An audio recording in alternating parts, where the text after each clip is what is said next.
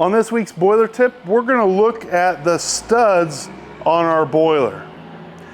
When we open up a boiler, it's really easy to just take an impact driver and go, pull that thing off. But don't get in a grudge match with it, because these are carbon steel. They're not infinitely strong. You can twist a stud off a boiler with an impact driver. So don't get in a grudge match with it. The other thing you may notice when you're removing those is a lot of times we use brass nuts on the rear of a boiler.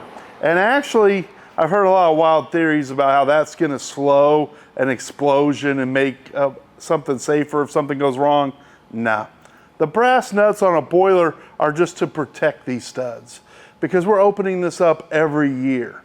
And if I'm going to have wear and tear, I'd rather it be on a softer material so that however this is removed, most likely this isn't damaged. But we do want to inspect these threads, clean them up if we need to. We can run a dye down them and chase those threads, make sure they're clean. And then when we go to close them up, put some anti-seize on them. Guys, we're opening these boilers every year. Do your future self a favor. Put some anti-seize on there. It's going to tighten up better. It's going to come apart easier, because hopefully we're going to be doing this for a lot more years on this boiler.